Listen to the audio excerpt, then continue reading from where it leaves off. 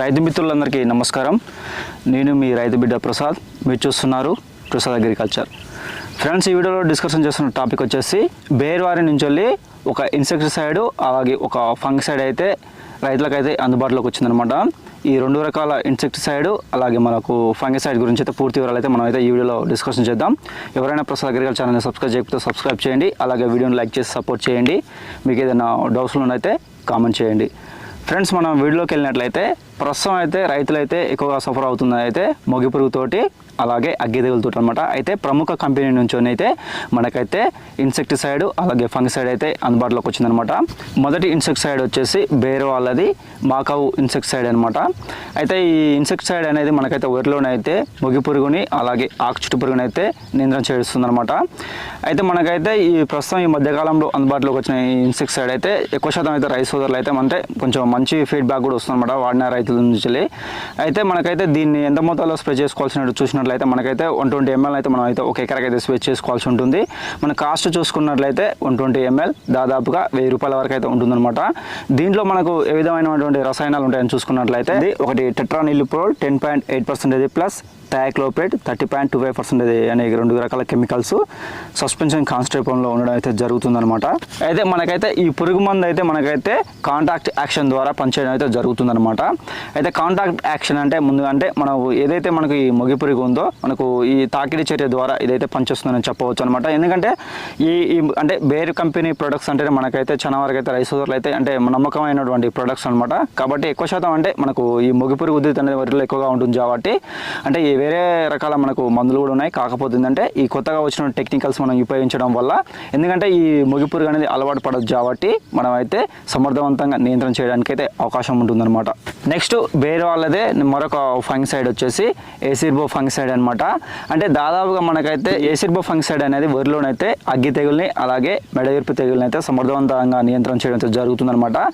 అయితే మనకు ఈ అగ్గి తెగులు అనేది క్రమంగా మనకు అంటే కంకులు బయటకు వచ్చిన తర్వాత నియంత్రణ చేయకపోయినట్లయితే మెడవిర్పు తెగులుగా మారడం అయితే జరుగుతుందన్నమాట.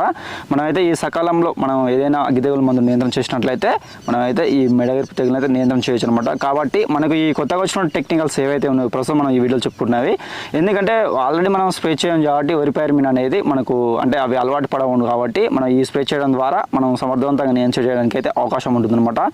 దీంట్లో అయితే మనకైతే రెండు రకాల కెమికల్స్ అయితే ఉండడం జరుగుతుంది.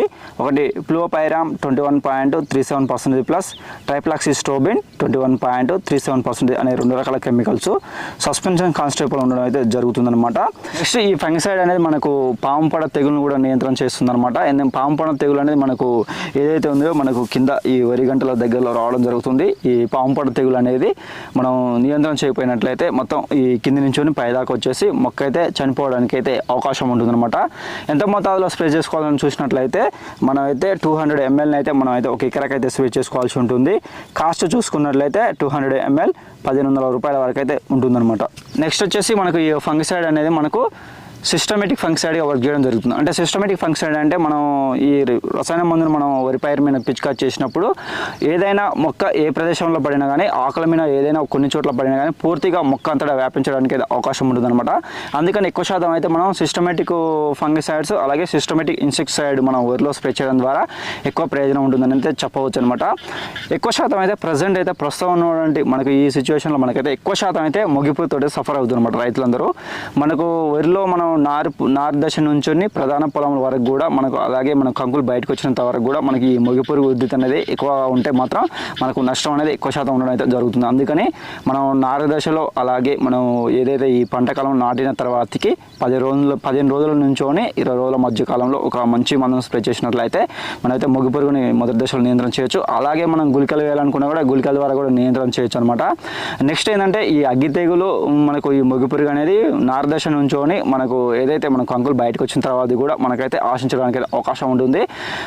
మనకు కంటికి కనిపిస్తున్నటువంటి ఏదైతే మనకు ఈ మచ్చల ద్వారా అగ్గి తెగులు వస్తుందని మనం అయితే గుర్తించవచ్చు అనమాట. నారు దశ నుంచోని మనకైతే మొదలవుతుంది. నెక్స్ట్ మనం నారు దశ నుంచోని మనం ప్రధాన పొలంలో నాటినప్పుడు ఒకవేళ అగ్గి తెగులు ఉంటే మాత్రం అది క్రమంగా మొక్క అంతటా వ్యాపించి మొక్క కూడా పూర్తిగా చనిపోవడానికి అవకాశం ఉంటుంది అనమాట.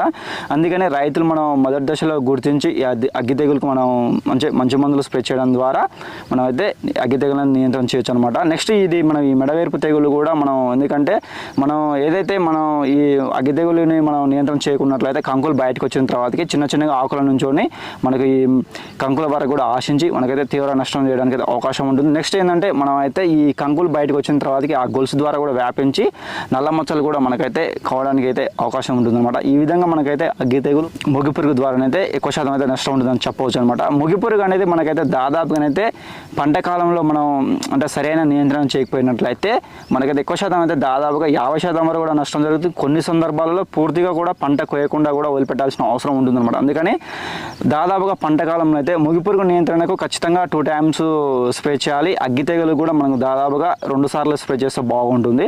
మనకు తొలి దశలో అయితే గుళికల ద్వారా మొగి పురుగు నియంత్రణ చేయొచ్చు. ఒకవేళ మనకు ఉధృతి కనిపిస్తే మాత్రం 2 స్ప్రేలు మనం 30 రోజులకు ఒకసారి అలాగే మనం పొట్ట దశలో స్ప్రే చేసినట్లయితే మనం అయితే మొగి పురుగుని నియంత్రణ చేయడానికి అయితే అవకాశం ఉంటుందన్నమాట. ఫ్రెండ్స్, ఇది ఈ వీడియో. మనం మరొక టాపిక్ తోటి అయితే మళ్ళీ కలుద్దాం. ఎవరైనా ప్రసాద్ అగ్రి ఛానల్ సబ్స్క్రైబ్ చేయకపోతే సబ్స్క్రైబ్ చేయండి. అలాగే వీడియోని లైక్ చేసి సపోర్ట్ చేయండి. మీకు ఏదైనా డౌట్స్లో అయితే కామెంట్ చేయండి. మరొక టాపిక్ తోటి అయితే మళ్ళీ కలుద్దాం. అంతవరకు సెలవు. నమస్కారం.